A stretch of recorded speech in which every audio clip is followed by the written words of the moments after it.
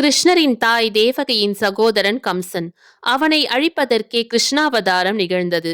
அப்போது கிருஷ்ணர் தன் தந்தை வசுதேவரிடம், என்னை ஆயர்பாடிக்கு கொண்டு செல்லுங்கள், நந்தகோபர் வீட்டு பெண் குழந்தையை இங்கே கொண்டு வந்து விடுங்கள் என்றார். பெண் குழந்தையும் சிறைக்கு வந்தது. தேவகிக்கு பிறக்கும் 8வது ஆண் குழந்தையால் தான் கம்சனுக்கு அழிவு என்பது விதி. ஆனால் தன் தங்கைக்கு பெண் குழந்தை பிறந்துள்ளதே என்ற குழப்பம்.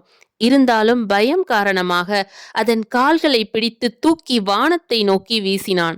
அந்த குழந்தை மாய சக்தியாக மாறி, கம்சனே, உன்னை கொல்ல பிறந்த ஆண் குழந்தை வேறிடத்தில் இருக்கிறது. என்னாலேயே உன்னை கொல்ல முடியும். ஆனால் நீ என் கால்களை பிடித்து தூக்கி எறிந்தாய். என் திருவடிகளை பற்றுபவர்கள் என் எதிரியாகவே இருந்தாலும் அவர்களுக்கு அருளாசி தருவேன் என்று சொல்லி மறைந்தாள்.